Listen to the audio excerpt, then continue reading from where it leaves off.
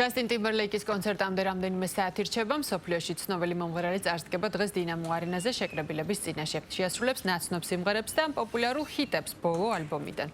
სივრცე მელომანებისთვის 5 საათიდან გაიხსნება კონცერტის გამო ავტოტრანსპორტის მოძრაობა დროებით უკვე შეზღუდულია, პარკირება მიმდებარე ქუჩებზე პირველი საათიდან აიკრძალა. დეტალებით გვერდება თათია კუჭუხიძე ახლა პირდაპირ ეთერში. თათია, გისმენთ.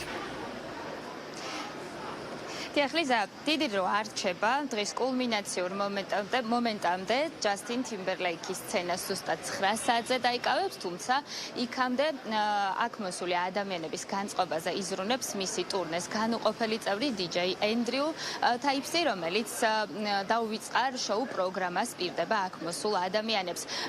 გზადაგზა იმატა ტერიტორიაზე, დინამო არენას ტერიტორიაზე მოსული ადამიანების რაოდენობაც უკვე სამზადისი არის, თითქმის არა სრულად დამთავრებული. მოწყობილია ტერიტორიაზე კვების თუ სასმლის სივრცეები, შესაბამისად ხალხის რაოდენობაც უკვე ძალიან ბევრია.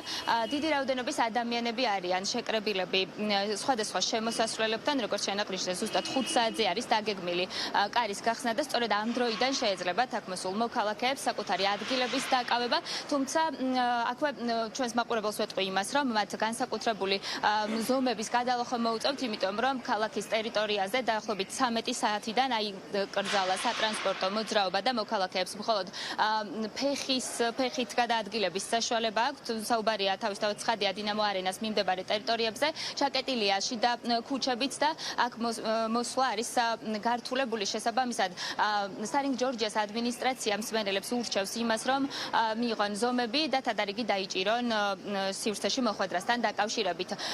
ასევე თქვენ შეგიძლიათ დედაქალაქის მერიის სხვადასხვა პლატფორმაზე და სარინგ ჯორჯიას პლატფორმებზე გაიცნოთ ინფორმაციას იმის შესახებ, თუ რომელი სატრანსპორტო საშუალებები იმოძრავებენ დღის განმავლობაში და კონცერტის დასრულებამდე.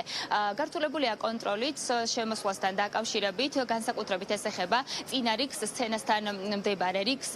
მოქალაქეებს მოუწევთ იმ ნივთების დატოვებაც კი, რომელიც შესაძლოა მათ უსაფრთხოდ მიაჩნდეთ, თუმცა ეს იყოს ჩამონათვალში გაწერილი, თუნდაც მცირე ზომის ნივთებზეა საუბარი, რომლის სროლის შემთხვევაშიც სცენაზე მოხვედრა არის შესაძლებელი, ამიტომაც სარინგ ჯორჯიას ადმინისტრაცია მოუწოდებს მოსვლის მსურველთ, რომ კარგად წაიკითხონ ის რეკომენდაციები, რომლებიც მათ აქვთ გაცემული იმისთვის, რომ თავიდან აიცილონ რიგი გართულებები. ასევე გეტყვით იმასაც, რომ არ არის მასშტაბიდან, ღონისძიების მასშტაბიდან გამომდინარე შემნახავი საკნები, შესაბამისად პირადი ნივთები ადამიანებმა უნდა იქონიონ თან. არ მოქმედებს ქეშის სისტემა, მოქმედებს მხოლოდ ბარათით გადახდა. მიმდინარე პროცესს დღის განმავლობაში დაესწრო კულტურის მინისტრი თიკა რუხაძე და მან ადგილზე დაათვალიერა და შეაფასა ის სამუშაოები, რომელიც ჩატარდა.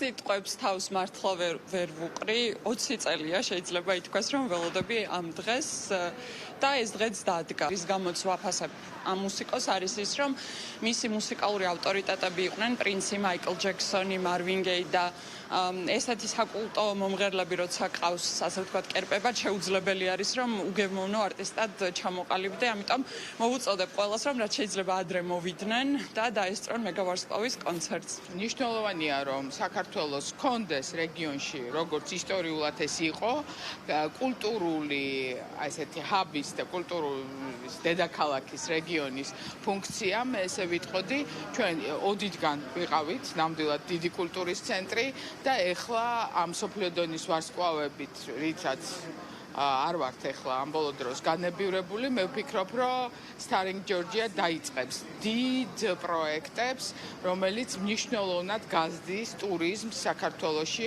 ეკონომიკის წინსვლას.